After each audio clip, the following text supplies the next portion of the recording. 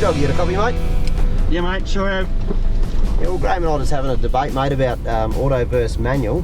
We were talking about, you know, the pros and cons, especially in this sort of steep terrain. And he was talking about the lock-up kit for an auto, and it makes it even better than a manual coming down this sort of stuff. Yeah, look, mate, I mean, I guess manuals traditionally have a lower first gear than an auto. However, these days with modern autos, such as even the one that's in the patrol area and the one in the Suzuki, they have a 5-speed, so first gear is reasonably low, but still not quite as low as the manual.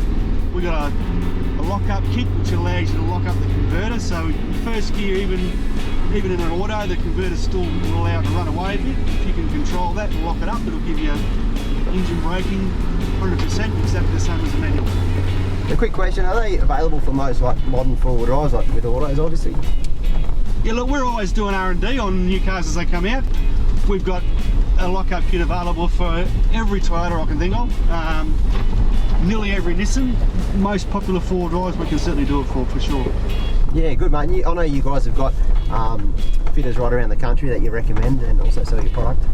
Yeah, in every state we've got someone who will either sell the product for you or fit it for you or both. Cool mate, where can people go to find out more about them? Because I guarantee there's going to be a lot of four-wheel drivers out there that'll want one. Yeah mate, www.automatictransmission.com.au.